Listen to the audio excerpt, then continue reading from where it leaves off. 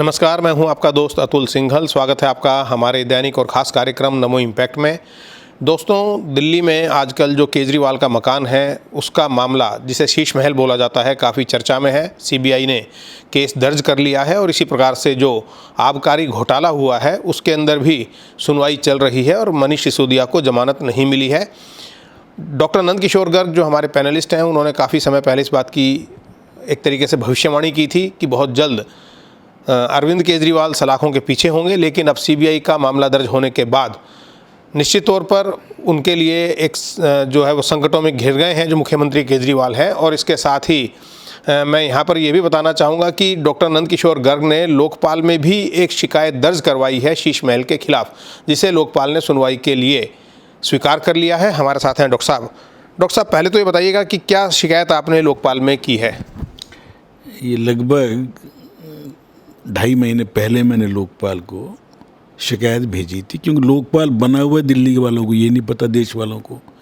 जिस लोकपाल के बनाने के लिए अन्ना हजारे आंदोलन शुरू हुआ, जिसके कारण अरविंद केजरीवाल एक ब्यूरोक्रेट से पॉलिटिशियन बन गए, उस लोकपाल के बारे में चर्चा ही नहीं करते। बनने के बाद ना धन्यवाद कोई दे रहा है, ना उसके लिए अखबारों में ऐड आना चाहिए कि भाई लोकपाल बना हुआ है, आपकी कोई शिकायतें हों तो आप आइए, इसमें रजिस्टर कराइए। 5-5 सीनियर जज लेवल के, सुप्रीम कोर्ट के लेवल के लोग वहाँ बैठ के, एक पूरी बेंच ने बैठ के मेरी शिकायत पे गौर किया। 1-1.5 महीना लगाया उनको। रजिस्ट्रेशन के बाद मुझे सूचना आई, और फिर ये सूचना आई कि हमने यूनानिमसली इसको दर्ज कर लिया है, अब आप इसमें सबूत दीजिए। अब सबूत के लिए भी 1 महीने का टाइम दिया था, वो हमने उसको कुछ भेज दिए हैं। बाकी हमने कहा कि सबूत तो आपकी जो पावर है, लोकपाल तो इसलिए बनाया ना कि किसी से भी कोई भी इन्फॉर्मेशन, प्रधानमंत्री से लेकर किसी से भी मांग सकते हैं आप। हमने आपको तथ्य दे दिए। तथ्य बड़े स्पष्ट हैं कि violation of master plan, violation of Lutyens zone, जो नई दिल्ली इलाका और पुरानी राजधानी के इलाके में कोई भी बिल्डिंग बनेगी तो स्पेशल परमिशन लेनी पड़ेगी दिल्ली अर्बन आर्ट कमीशन से। नेशनल ग्रीन ट्रिब्यूनल में केस दर्ज होके वो आ गया कि इतने पेड़ क्यों काटेगी, किससे पूछ के काटे, और किस्तों में परमिशन क्यों ली। फिर एडिशन आल्ट्रेशन के लिए आप बात कर रहे हैं, ये टेंडर जारी कर रहे हैं, आपने नए सिरे से बना दिया और पुराने को बिल्कुल डिमोलिश करके पार्क बना दिया, और पार्क की जगह ये बना दिया। आपने 10-15 और फ्लैट थे सरकार के आजू बाजू अफसरों के, वो भी ले लिए इसमें। बदले में कॉमनवेल्थ जो गांव है वहाँ आपने नए खरीद के उन अफसरों को वहाँ लगा दिए। तो आपने एडिशन अल्ट्रेशन कोई परमानेंट कोई नहीं है, मुख्यमंत्री को इस जगह चीफ सेक्रेटरी रहा करते थे इसी का। उसके बाद स्पीकर दिल्ली विधानसभा प्रेम सिंह जी रहे। उसके बाद उस समय भी कभी लगे होंगे, पैसे वैसे लगेंगे, पुरानी बिल्डिंगें ठीक ठाक होंगी, परंतु आपने तो गदर मचा दिया। और फिर इसमें छोटे छोटे टेंडर डाले गए, एक पूरा टेंडर स्प्लिटिंग ऑफ टेंडर, ये मैंने जो आरोप है, ये स्प्लिटिंग ऑफ टेंडर गुनाह है। CPWD के मैनुअल में क्लियर कट है। रेट लेने की प्रक्रिया है, उसको आपने एडिशन अल्ट्रेशन दिखा के काम ले रहे हैं तो नया कैसे बना दिया। एडिशनल आइटम की पावर की सैंक्शन किसी से नहीं लेते, कोई भी। जितने स्कूल बन रहे हैं, इतना मटेरियल है हमारे पास, परंतु मैं क्योंकि राजनीति से अवकाश लिया हुआ, जो काम बीजेपी कांग्रेस को करना चाहिए वो उनको करना चाहिए। मैं इतना ही कहूँगा। इसमें तो सामाजिक कार्यकर्ता की तरह से इस काम को कर रहे हैं। मेरा अपना रोल, मैं एक सीनियर सिटीजन के नाते दिल्ली के अपने आप को मैं एक जानकार मानता हूँ। दिल्ली में मैं जन्म से लेके मेरी 75 साल की आयु मेरी यहीं बीत रही है। मैं दिल्ली की राजनीति में 1972 से लगातार सक्रिय हूँ, राष्ट्रीय स्तर तक से लेके नीचे तक।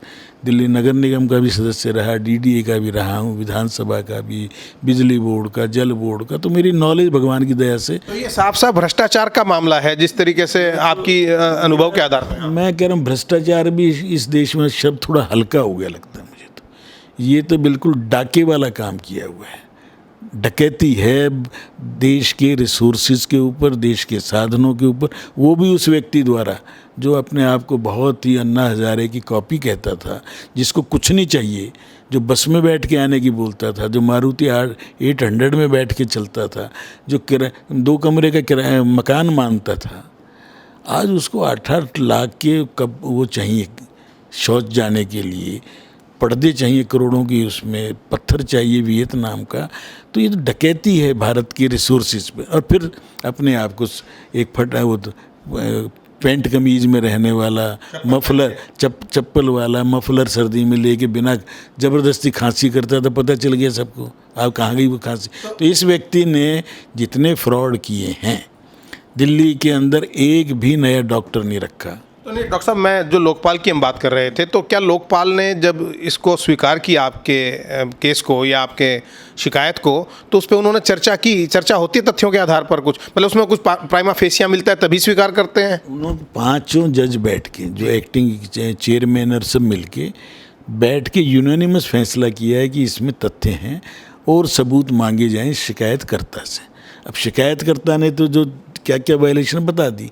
अब सबूत तो नेशनल ग्रीन ट्रिब्यूनल के पास हैं, ट्री अथॉरिटी के पास हैं, CPWD के पास हैं, सारे इंजीनियर पे शोकॉज नोटिस हो गए, हाई कोर्ट में भी गए थे रिलीफ के लिए, नहीं मिला कि ट्रिब्यूनल में जाओ। वो सब तथ्य इकट्ठे हुए, धीरे धीरे CBI पे भी पहुंच गए।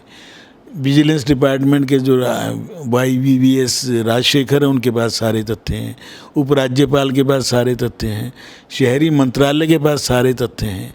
अब ये हमने लिख के दिए, ये सब तथ्य आप उनसे डायरेक्ट मंगा सकते हैं, मंगा लीजिए। हमने भी जो हैं और चीज़ें कुछ दे दी हैं, कुछ और दे देंगे इकट्ठा करके। परंतु ये पहली बार है कि लोकपाल के पास किसी पॉलिटिकल व्यक्ति, किसी के भी, जब से लोकपाल बना है पहली शिकायत दर्ज हुई है। और मैंने ये पहली बार आज आपके चैनल पर डिस्क्लोज़ कर रहा हूँ इतने दिन बाद। 1 महीने का टाइम मिला था मुझे, 30 तारीख तक डिटेल देनी थी, वो दे दी हैं। मैं आज ये इसमें ब्रेकिंग न्यूज़ है आज, और जनता नमो इम्पैक्ट के लिए। और मैं लोगों से भी, मैं जितने मेरी बात सुन रहे हैं उनसे भी मेरी अपील है कि जिसके पास भी जो और तथ्य हों वो कृपया हमें देने का कष्ट करें, ताकि इस मामले को इसके लॉजिकल एंड में पहले कौन पहुँचे। अब कई एजेंसी हैं, CBI के बड़ा लंबा चौड़ा काम करने का तरीका, पर हमारा काम तो शॉर्टेस्ट है। आपके पास जो तथ्य हैं उसकी फ़ोटोकॉपी, जैसे मुझे कल हमारे NDMC के मेंबर हैं कुलदीप चहल, परसों बात भी कहना मेरे पास RTI से बहुत इन्फॉर्मेशन है भाई साहब, मैं भेजूँगा। ऐसी चीफ सेक्रेटरी के पास बहुत होंगी। कोई आदमी इनडायरेक्टली देना चाहे इनडायरेक्टली दें, डायरेक्टली देना चाहे डायरेक्टली दें, मैं उसको तथ्यों को अपनी RTI से ले लूँगा। किसी का नाम जो डिस्क्लोज़ नहीं करना चाहें वो ना करें, परंतु इसमें मदद करेंगे तो ऐसे गलत आदमी जो देश के ऊपर प्रधानमंत्री बनने के भी सपने देखते हों और जो जिसको जीवन में कुछ नहीं चाहिए था, वो क्या क्या कर रहा है वो लोगों के सामने आना शुरू हो गया है। बिल्कुल ठीक है। और हाँ, जैसे आपने, इसलिए मैं नमो इम्पैक्ट के जितने शुद्धि दर्शक हैं, सुनने वाले हैं, वो बहुत जागरूक भी हैं, सरकार में भी हैं, डिपार्टमेंट्स में, वो धीरे धीरे आपके पास जो भी कुछ हो वो एक लिफाफे में डाल के मेरे तक भेज दें, और मैं उनका दुरुपयोग नहीं होने दूंगा और दिल्ली के हित में सदुपयोग होगा। बहुत बहुत धन्यवाद। बहुत महत्वपूर्ण बात डॉक्टर नंदकिशोर गर्ग ने कही, और चूंकि आज आपने कहा कि शॉर्ट में रखना है, तो इसलिए हमने भी इसको शॉर्ट किया है। दूसरे विषयों पर चर्चा हम बाद में करेंगे, बहुत सारे विषय थे डॉक्टर साहब से चर्चा करने के लिए। उन्होंने कहा कि अब इस मामले को, जो शीश महल का मामला है अरविंद केजरीवाल का, उसको अंजाम तक पहुँचाएंगे। अपील की है लोगों से, किसी के पास कोई इस प्रकार के साक्ष्य हो तो दे सकते हैं। खुद डॉक्टर नंदकिशोर गर्ग एक सामाजिक कार्यकर्ता होने के नाते इस लड़ाई को लड़ेंगे। गुप्त तरीके से लोग उनको साक्ष्य दे सकते हैं। नमो इम्पैक्ट में उन्होंने बताया कि पहली बार लोकपाल में कोई शिकायत दर्ज हुई है, कई साल से लोकपाल बना हुआ है, और किसी राजनेता के खिलाफ पहली शिकायत है जिसको स्वीकार किया है। और यहाँ पर ये बताना भी ज़रूरी मैं समझता हूँ कि जब अन्ना आंदोलन था उस वक्त आम आदमी पार्टी तो नहीं बनी थी, लेकिन जितने भी कार्यकर्ता थे उसमें सब लोगों ने टोपी लगाई थी और ये कहा था हमें चाहिए जन लोकपाल की लड़ाई लड़ी थी। लोगों को समझाया गया था लोकपाल क्या है, जिसमें किसी भी नेता के खिलाफ शिकायत की जा सकती है, वो मोदी जी ने बना दिया। और अब मुझे ये ऐसा लगता है कि ये जो जन लोकपाल या जो लोकपाल है, यही अरविंद केजरीवाल के गले की फांस बनने जा रहा है। कार्यक्रम नमो इम्पैक्ट में आज इतना ही। अगले कार्यक्रम में फिर मिलेंगे, तब तक के लिए नमस्कार।